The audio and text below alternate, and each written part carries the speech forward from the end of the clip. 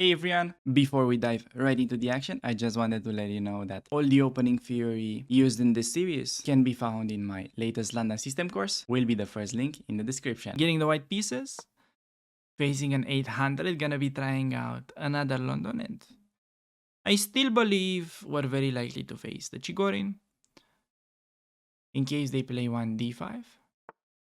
In case they play knight f6, okay. Remember that when they play queen's pawn, we develop the knight.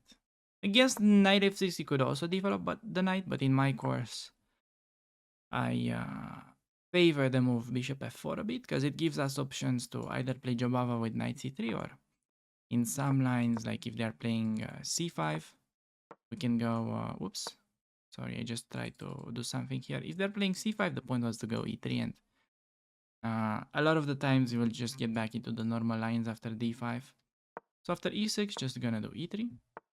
We see d5, getting the knight out. Bishop d6, quick e6, bishop d6 line, and here we can go knight e5 as well. That's an alternative, but I think... Okay, do you guys want to see the knight e5 theme or the knight b2 d2 Berkish structure? This is my main recommendation. Let's just do the Berkish structure. I think it's important to learn how to play this at first, and then maybe we can start messing around with the other stuff, like for instance the 95 alternative. Gonna do c3, still not sure what he has in mind, because if he goes b6 bishop a6, maybe I want to delay that move for a bit, but for some reason actually lower rated players tend to play this rook e8 move quite a lot. I've noticed this in the statistics. He might play knight c6 now, but the thing is e5 is never a move with these pawns, and I think now knight e5 is quite good. Keep in mind we're delaying castling, and you'll see why in a second, because he's gonna play knight d7, and we're gonna go queen all the way up, attacking the pawn. He's gonna do g6, and we're gonna play queen h6. And after this, we have a very deadly pawn push, and this is why we have delayed castling, so that the rook can be super effective on that h1 square. We have a very similar line, maybe actually direct transposition in the course, showing this pawn push, and white really just gets a mating attack super quickly. And by the way, this variation might actually be mentioned in the picking side of the course as well, where we can literally just rush this push and we can get a mate. So we can even ignore that move, I think. Just go h5, allow them to take the bishop, and we have hg. If they go fg, I think we have queen h7, queen g6. That looks like a mate, but you know what's like the funny thing? I think we can even just step back and they still don't really have any counterplay. But I kind of just want to go for the mate here, to be honest. So fg, yeah, queen h7, king f8, queen g6. I mean, he just doesn't have any counterplay there. So point is that now he cannot even go g5 because it drops h7. So this is just really, really strong. Maybe he has knight f8 as a try to avoid the immediate mate. Yeah, okay, he finds it. And now we could do it many ways. I could take, he has to take with the f pawn. Could also just play knight f3. I think maybe now just make a small step back, slow down a bit, and just bring the knight over to g5. Combine with a nice tactic with takes and pawn takes on g6. And now whenever they do f6, it's basically just losing control of g6, and now I can just take there twice, I think, with like a pretty easy win, it seems. And okay, queen e7, I can take with a check, pick up the pawn. Yeah, that's like simplest. Take there and has to go there, but we take, and then we get to force king to move away, and we get a new queen. So that's gonna be a pretty funny picture. And we basically just get free win from the opening here with all the ideas that I just played. Everything is literally mentioned in the course. This has been studied. They just play like that all the time. And you could be using this. Literally abuse this plan with delaying castling, and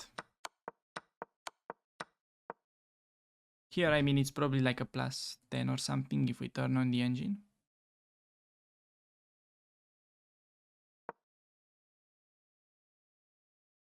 Only a plus 4.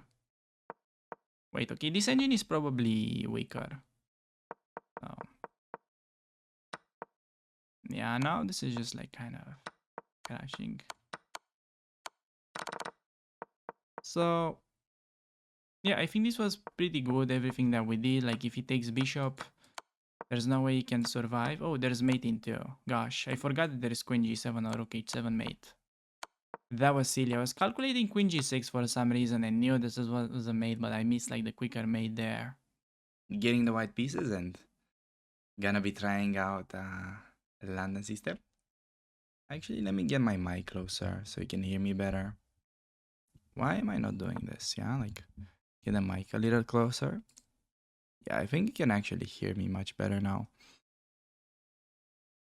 So, opening up with d4, opponent goes d5, and gonna be trying out the London system. Expecting to see like a Chigorin or a copycat, but we'll see. It's most of the times the Chigorin, but it could also be bishop here. Okay, it's e6 actually.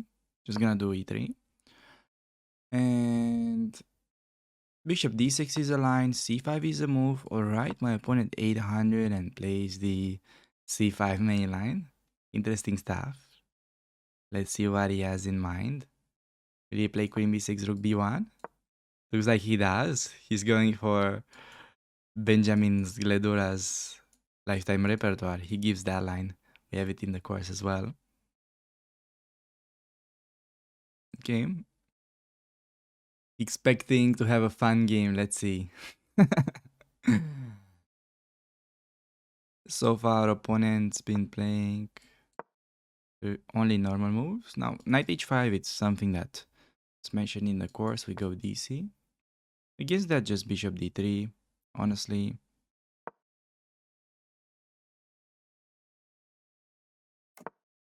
Okay, just simple knight e5 now. Queen f3, queen h3, I think is the plan. So opponent playing super normal. So far, all of his moves are, I would say, normal. He did not make any mistakes. Not that I can think of. Now, we could play something like queen f3, queen h3, or h4 is an interesting move. Usually, I'm more of a fan of queen f3, queen h3, to be honest. So, I think I'll try to do that. But it depends whether he takes or not. Play c4, just bishop back. Keep the bishop on the right diagonal. Hitting the king. And definitely something like this is on the list.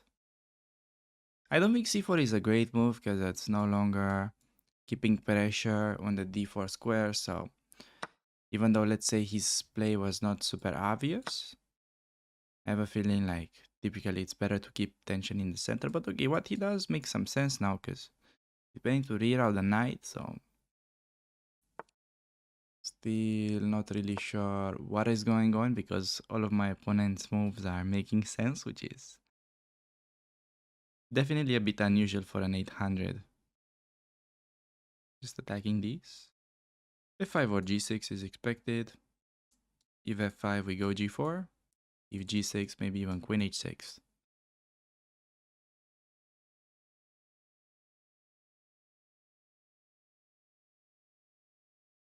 Hmm. The opponent has like is able to win 8 games in a row when he's in good shape.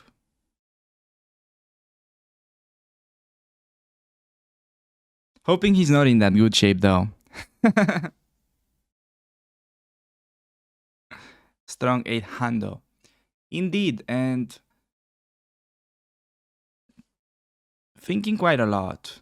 Usually 800s don't spend that much time in the opening at least.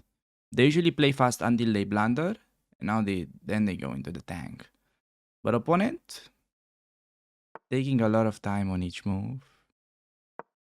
Just try to play fast, play natural moves, try to push the H pawn, go after the mate. All my pieces are coordinated towards that. So we might actually be getting such a clean mate with a queen sack, HG, king g7, bishop h6, bishop f8. That would be mate. So is this like better? I think we do h5 and then bishop f8, wondering whether that works or not. Probably we just go back. Honestly, that's like simplest. Could we go queen sack? So let's calculate. Takes, pawn takes, king g8 most likely, gf7, king takes. That doesn't seem to be enough, so we'll have to go back. Now h6 hg just wins on the spot, and hg is about to happen like anyways. So I think he's just lost, to be honest. I think his defense is just a bit too slow. Bishop e7. Considering once again to sack the queen, because there is gf7, king f8, and then maybe could simply take. Do you guys want to go for the queen sack? Do you want to play it for the content? Like, we could play queen g3, and that's, I think, quite easily winning, because he has no moves. Queen g3 is like the cleanest. Do you guys want to see the queen sack? Could go for the queen sack, I think. We're gonna have a bishop and a pawn, but quite some threats. So let's go for the queen sack. Gonna give it a go.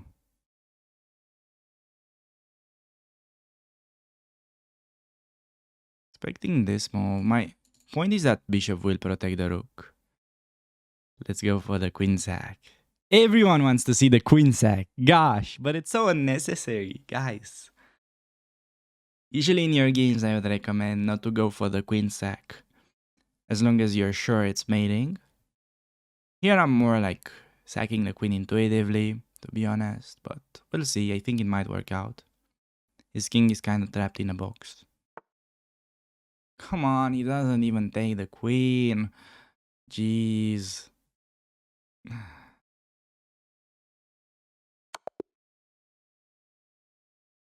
Okay, let's actually check this, whether it was winning or not.